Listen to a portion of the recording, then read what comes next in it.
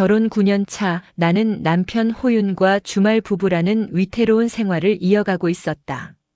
남편 호윤은 싸움이 생길 때마다 연락을 끊고 잠수를 타는 비겁한 무기를 사용했다. 하지만 최근 몇 년 동안 그의 잠수는 노골적인 생활비 동결이라는 형태로 진화했는데 그 뒤에는 언제나 시어머니의 그림자가 어른거렸다. 호윤은 마마보이 기질이 강했고 시어머니는 호윤의 모든 경제권을 은근히 쥐고 흔들었다. 호윤이 생활비를 주지 않을 때마다 나는 그저 남편의 무책임함이라고 생각했다. 그러나 최근의 싸움은 달랐다. 아이들 교육 문제에 대한 의견 충돌 후 호윤은 여느 때처럼 전원을 꺼버렸고 일주일이 지나도록 연락 한 통 없었다. 가장 절망적인 것은 공과금 문제였다. 도시가스 요금 청구서가 도착했는데 납부 기한이 한참을 지나 경고장이 붙어 있었다. 공과금 계좌 잔고는 텅 비어 있었고 생활비가 들어오지 않은 지 이미 2달째였다. 이 남자 이젠 나를 넘어 아이들까지 위험에 빠뜨리는구나. 그리고 이번 잠수 뒤에는 분명 어머니의 지시가 있었을 거야. 손이 덜덜 떨렸다. 사비를 털어 급하게 밀린 공과금을 납부했지만 통장 잔고가 바닥을 드러내자 현실적인 공포가 밀려왔다. 아이들의 학원비, 식자재 비용, 급하게 나가는 경조사비까지. 매달 현진이 감당해야 하는 무게였다. 현진은 더 이상 물러설 곳이 없다고 판단하고 시어머니께 직접 전화를 걸었다. 어머니, 죄송하지만 호윤 씨가 2달째 연락이 안 되고 생활비도 끊겼어요. 공과금까지 밀려서 어머니께서 호윤 씨에게 연락 좀 해주시거나 저희가 쓸 최소한의 생활비라도 잠시 도와주시면 안 될까요? 시어머니는 현진의 말을 끊고 차가운 조소가 담긴 목소리로 답했다. 애 아빠가 생활비를 안 준다고. 그거 다 애 아빠 돈이야. 내가 돈이 필요하면 내가 벌어야지. 내가 이런 것까지 신경 써야 하니? 그리고 호윤이한테 연락해봤자 소용없다. 내가 요 며칠 머리가 아파서 호윤이한테는 조용히 있으라고 했어. 내가 돈 달라고 보채면 엄마 속상할까봐 그러는 거겠지. 현진은 충격에 휩싸였다. 머리가 아파서 아들의 연락을 막고 며느리 가족의 생계를 위협했다는 시어머니의 말은 노골적인 통제 선언이었다. 시어머니는 호윤을 방패 삼아 현진에게 경제적 고립감을 안겨주고 있었다. 전화를 끊고 현진은 눈을 감았다. 호윤의 잠수가 사실은 시어머니의 지시에 따른 현진 길들이기였음을 깨달았다. 시댁에서는 철저히 현진을 호윤에게 의존해야 하는 약자로 몰아넣고 있었다. 이 순간 현진의 머릿속에 섬광처럼 하나의 생각이 스쳐 지나갔다. 내가 왜 이 사람들의 선의에 기대 살아야 하지? 내가 이 시어머니의 비위만 맞추고 살아야 할 이유가 있나? 분노와 절망감은 곧 단단한 결심으로 바뀌었다. 남편의 소중한 것을 없애서라도 그에게 내가 얼마나 심각한 상황에 처했는지 깨닫게 해줘야 했고, 동시에 시어머니의 통제에서 경제적으로 독립해야 했다. 현진은 거실 한 구석에 호윤이 애지중지하는 물건들이 놓인 것을 쳐다보았다. 이 물건들은 모두 시어머니가 호윤에게 용돈이나 선물 명목으로 사주며 아들의 환심을 샀던 물건들이었다. 고가의 골프채 세트, 명품 시계와 벨트, 그리고 최고급 낚싯대 세트까지. 현진은 주먹을 꽉 쥐었다. 호윤에게는 취미이자 어머니의 사랑이었지만 자신에게는 아이들의 밥값이자 미래를 위한 종잣돈이었다. 다음 날 아침 현진은 아이들을 학교에 보내고 곧바로 휴대폰을 들었다. 당근마켓 앱을 열고 검색창에 골프채 풀세트를 입력했다. 그녀의 손은 더 이상 떨리지 않았다. 대신 단단하고 차가운 이성이 그 자리를 채웠다. 이제부터 현진의 반격이 시작될 참이었다. 현진의 보물 사냥은 신속하고 은밀하게 진행되었다. 호윤이 주말에만 집에 오는 주말 부부의 특성은 그녀에게 완벽한 알리바이를 제공했다. 현진은 호윤이 사들였던 고가품들을 하나씩 현금화하기 시작했다. 특히 시어머니가 사주었다는 이유로 호윤이 끔찍하게 아꼈던 물건들이었다. 첫 타자는 시어머니가 용돈으로 사주었다는 자존심의 상징 골프채 세트였다. 명품 브랜드의 풀세트를 헐값에 내놓자 순식간에 거래가 성사되었다. 현금 뭉치를 손에 쥔 현지는 묘한 쾌감을 느꼈다. 그 돈으로 아이들과 함께 근사한 레스토랑으로 향했다. 아이들은 눈을 반짝이며 스테이크와 파스타를 먹었고 현지는 아이들의 입에 음식을 넣어주며 생각했다. 남편과 시어머니의 통제 없이 우리끼리 먹으니 정말 꿀맛이구나. 그 돈은 단순한 생활비를 넘어선 시어머니의 아들 통제에 대한 정당한 대가였다. 그 다음은 시어머니가 해외여행 기념으로 사주었던 명품 지갑, 벨트, 그리고 가장 아꼈던 한정판 운동화. 현지는 이 물건들을 팔아 생긴 돈으로 곧장 온라인 편집숍 사업자 등록을 마쳤다. 더 이상 시어머니의 통제 아래 있는 호윤의 월급에 의존하지 않겠다는 독립을 향한 첫걸음이었다.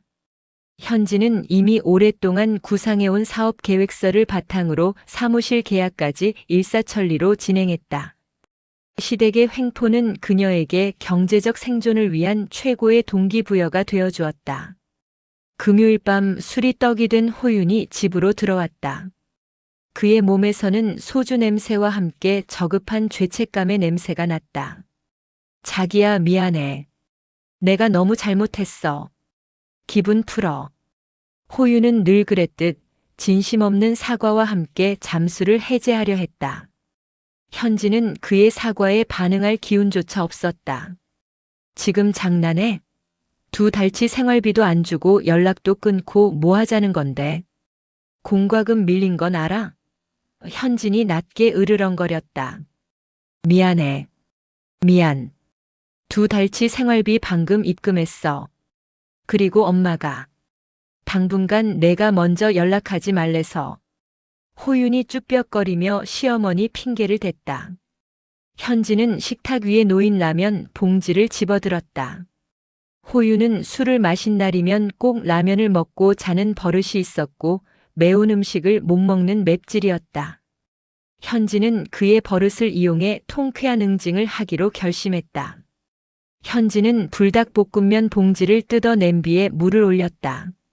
냉장고에서 꺼낸 청양고추 5개를 다져서 면이 끓을 때 아낌없이 팍팍 집어넣었다. 면이 익자마자 그릇에 담아 호윤에게 내밀었다. 자, 해장라면. 어머니가 주신 용돈으로 사온 거야. 현진이 일부러 시어머니를 언급했다. 호윤은 만취 상태라 라면의 색깔이 평소와 다르다는 것을 알아차리지 못했다. 그는 젓가락으로 면을 허겁지겁 먹고 국물까지 마셨다. 매워. 매워 죽겠네. 헉, 자기야, 이건 뭐야? 호윤은 밤새도록 화장실을 들락날락거렸고 현지는 그 고통의 소리를 들으며 지난 2달간의 마음고생을 보상받는 듯한 통쾌함을 느꼈다. 다음 날 아침 숙취와 복통에 시달리던 호윤이 울긋불긋해진 눈으로 현진에게 따졌다. 자기 혹시 나한테 청양고추 먹인 거 아니야? 어머니가 사준 라면은 이렇지 않았는데. 현진은 순진한 표정으로 시치미를 떼버렸다. 무슨 소리야? 술 먹으면 매운 거 당기잖아. 잘 먹더니. 그때 호윤의 눈에 골프백이 놓여있던 자리가 텅 빈 것이 들어왔다. 내 골프채 못 봤어? 백화서 술이 맡겼나? 어머니가 사주신 건데. 아, 그거? 내가 당근마켓에 팔았는데. 호윤의 얼굴은 하얗게 질렸다. 뭐? 그걸 팔아? 어머니가 사주신 거 얼마짜리인데. 그럼 어떻게 생활비도 안 주고 공과금도 안 주는데. 그리고 어머니가 사주신 시계, 벨트, 낚싯대까지 전부 팔았어. 당신이 어머니 말만 듣고 우리 가족을 방치했으니 나는 내 방식대로 우리 가족을 지킬 수밖에 없잖아. 호윤은 망연자실해 그 자리에 주저앉았다. 현지는 준비해둔 사업자 등록증과 온라인 편집숍의 계약서, 사본을 호윤의 앞에 던졌다. 이제부터 나는 나 혼자 벌 거야. 내가 번 돈으로 아이들 키울 거고, 이제 당신 월급이나 어머니의 용돈에 의존할 일 없어. 더 이상 당신의 잠수는 내게 무기가 아니야. 호유는 현진의 독립선언과 그녀의 행동에 충격을 받고 한동안 현진과 말을 섞지 못했다.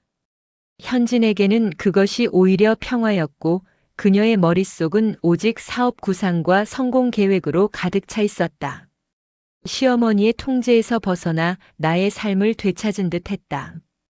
호윤과의 갈등을 일단락짓고 사업에 집중하던 현진에게 시어머니가 만들어내는 집안의 해묵은 문제가 기다리고 있었다. 호윤은 사남매 중 늦둥이 막내 아들이었고 시어머니는 호윤의 결혼 후에도 아들에 대한 경제적 통제를 포기하지 않았다. 가장 심각한 문제는 결혼 축의금이었다. 결혼 당시 시어머니는 호윤 앞으로 들어온 축의금을 모두 당신이 관리해야 한다며 가져갔고 시아버지께는 호윤이가 사업 시작하느라 다 썼다고 거짓 보고를 했다. 호윤은 이 사실을 알면서도 엄마가 알아서 잘 관리해 주시겠지라며 꼼짝 못하는 성격이라 이 부당한 처사에 대해 한 번도 불만을 제기하지 못했다. 명절 제사가 다가오자 시어머니의 횡포는 극에 달했다.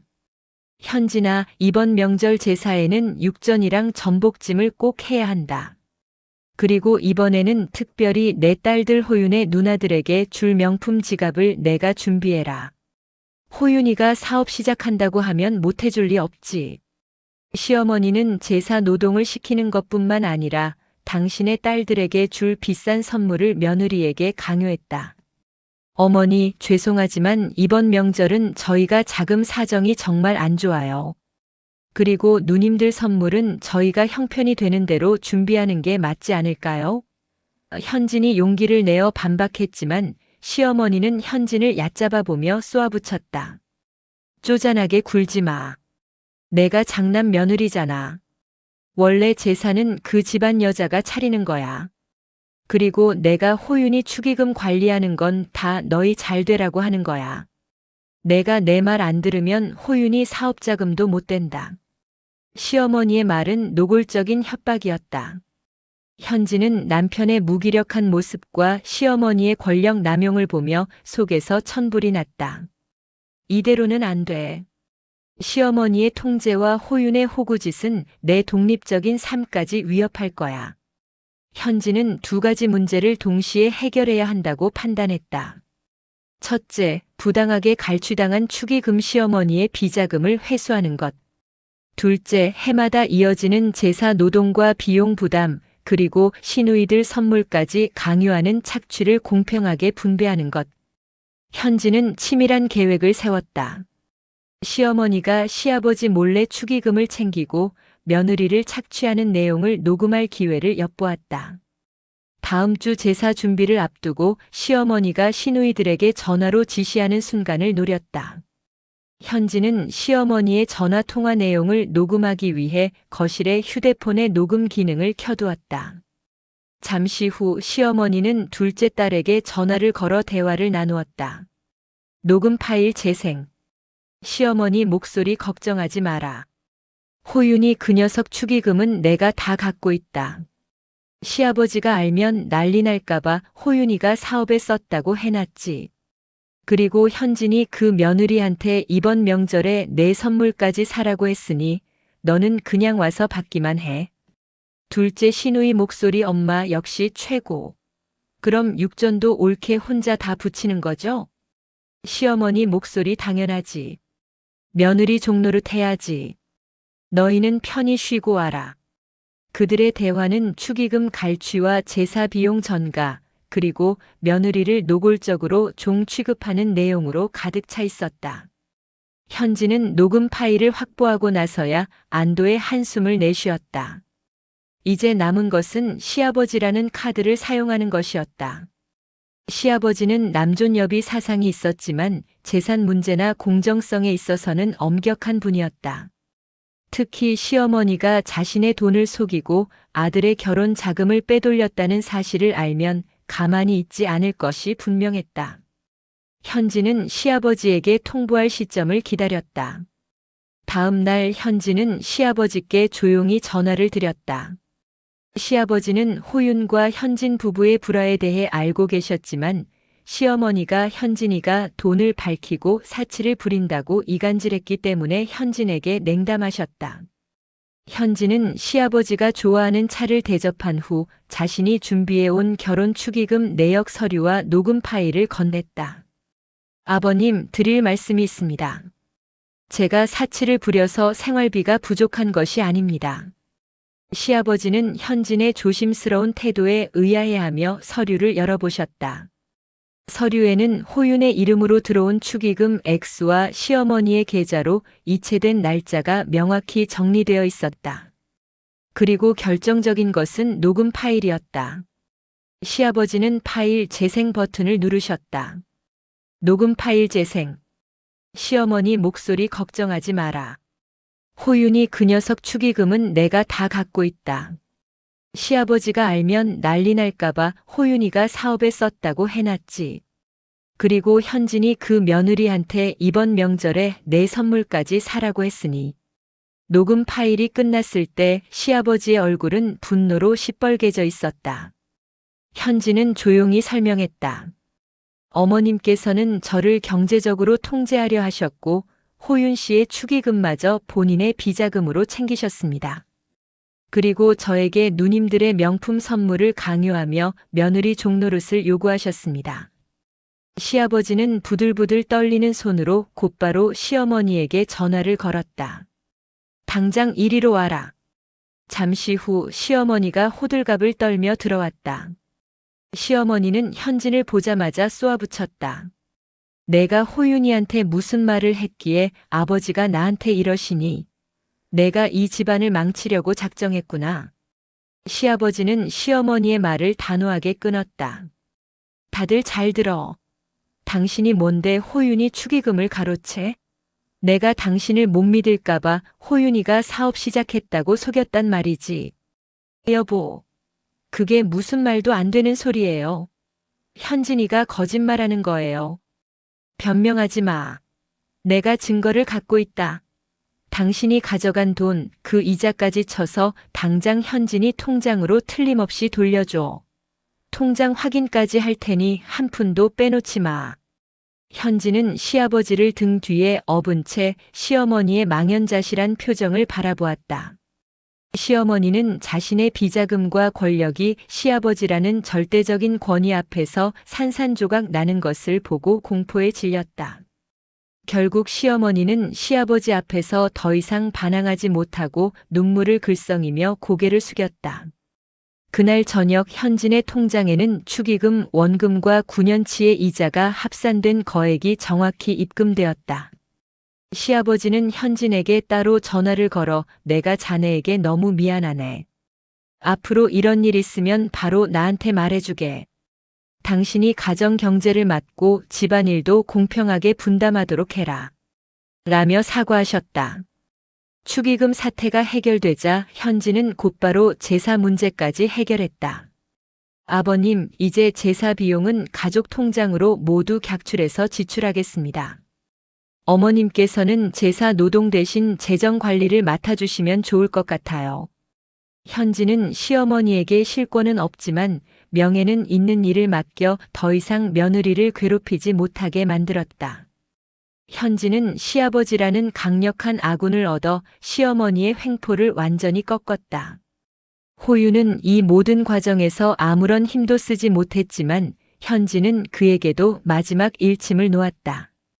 당신은 어머니한테 뜯긴 돈을 되찾을 생각도 생활비를 안 줘서 내가 겪은 고통도 회피했어. 이제 당신에게 의지할 일 없어. 난 내 사업으로 이 돈을 불려나갈 거야. 당신은 이제 어머니의 돈줄이 아니라 내 조력자가 되어야 할 거야. 축의금 회수와 시어머니의 권력 축소라는 통쾌한 사건이 해결된 후 현진의 삶은 완전히 달라졌다. 시어머니의 통제와 남편의 무책임에서 완벽하게 벗어난 것이다. 현진이 시작한 온라인 편집숍은 사업성이 뛰어나 개업 3개월 만에 남편의 월급을 훌쩍 뛰어넘는 매출을 기록했다. 현진은 남편 호윤에게 더 이상 생활비를 받지 않았다. 호윤은 매번 돈을 입금하려 했지만 현진은 단호하게 거절했다. 이제 나한테 돈 보낼 필요 없어. 당신이 어머니 말 듣고 준 쥐꼬리만 한 돈으로 전기세 아껴 쓰느니 내가 번 돈으로 에어컨 켜고 사는 게 훨씬 행복해. 호윤은 집에서 현진의 눈치를 보며 살기 시작했다. 현진이 사업을 위해 밤늦게까지 일하고 들어오면 호윤은 눈을 비비며 일어나 청소와 설거지를 해두었다. 시어머니가 사주었던 골프채와 명품들은 이제 현진의 성공을 위한 발판이 되어 있었다. 어느 날 시어머니가 현진에게 조심스럽게 전화를 걸었다. 현진아, 호윤이 명품 시계랑 벨트가 어디 갔니? 내가 당근에 팔았다는 말이 사실이더냐? 현진은 아주 밝은 목소리로 답했다. 어머니, 네. 제가 팔았어요. 어머니가 주신 돈으로 산 물건들이 저희 가족 생계 유지에 큰 도움이 되었습니다. 어머니가 우리 가족을 위해 큰 돈을 쓰셨으니 이제 그 돈으로 제가 번 돈을 가지고 아이들과 여행이나 갈까 해요. 시어머니는 현진의 당당한 태도에 아무 말도 하지 못하고 전화를 끊었다. 현진은 이제 시어머니에게 길들여야 할 며느리가 아니라 함부로 대할 수 없는 며느리가 되어 있었다. 현진의 새로운 규칙 선언. 현진은 더 이상 잠수나 시어머니의 통제 같은 유치한 감정 싸움에 휘둘릴 생각이 없었다. 시아버지의 지지 아래 그녀는 호윤에게 새로운 결혼 생활의 규칙을 제시했다. 호윤 씨, 나 이혼까지 생각했어. 하지만 아이들과 이제 막 시작한 내 사업 때문에 당장 이혼은 미루기로 했어. 대신 당신과 어머니에게 적용할 3가지 규칙을 제시할게. 지키지 못하면 언제든 난 떠날 거야. 1. 잠수 금지 및 금융 투명화 싸움이 있더라도 연락을 끊거나 잠수를 타는 행위는 이혼 사유로 간주한다. 당신과 어머니 사이에 오가는 모든 경제적 거래 및 금융 정보를 투명하게 공개한다. 2. 공평한 분담 원칙 명절 및 가족 행사는 시아버지의 명령에 따라 친정부터 간다. 모든 제사 비용과 노동은 공평하게 객출하고 어머니는 가사 및 육아에 대한 지시를 일절할 수 없다. 3. 가사육아 5050 의무 주말 부부의 특성상 당신이 집에 있는 동안 모든 가사 및 육아는 50%를 분담해야 한다. 내 사업 관련 일에는 절대 관여하지 않는다. 호윤은 현진의 단호한 선언에 토를 달지 못했다. 시어머니 역시 시아버지의 명령이 있었기에 현진의 결정에 대해 왈가왈부할 수 없었다. 그 후 시댁 분위기는 완전히 바뀌었다. 시아버지가 현진의 편에 서서 가정을 지켜주자 시어머니는 현진에게 함부로 대하지 못하고 조용히 재정관리 역할 실권 없는 명예직에만 집중했다. 명절 때 시어머니는 현진에게 전화해서 현진아, 이번 제사는 내가 시킨 대로 가족 통장에서 돈 뺐단다라거나 내 사업이 잘 된다니 정말 좋구나라는 역겨운 아부성 멘트를 날리기 시작했다. 현진은 그들의 전화를 받을 때마다 승자의 미소를 지었다. 현진은 남편의 경제적 방관과 시어머니의 통제와 착취를 겪었지만 그 모든 역경을 발판 삼아 완벽한 경제적, 심리적 독립을 이루어냈다. 그녀의 통장에는 사업 수익과 축의금, 원금이자가 넉넉하게 쌓여 있었고 그녀의 마음은 어떤 것에도 흔들리지 않는 단단함으로 무장되어 있었다. 내가 뭘 너무해. 먼저 치사하게 군 게 누구 됐다 말을 말자. 과거 호윤에게 했던 이 말은 이제 현진의 새로운 삶의 모토가 되었다. 현진은 더 이상 시어머니의 통제 아래 있는 호윤의 아내나 종노릇하는 며느리가 아니었다. 그녀는 자신의 삶을 스스로 설계하고 쟁취한 당당하고 독립적인 여성이었다. 그녀의 통쾌한 사이다 인생은 이제 막 시작된 참이었다.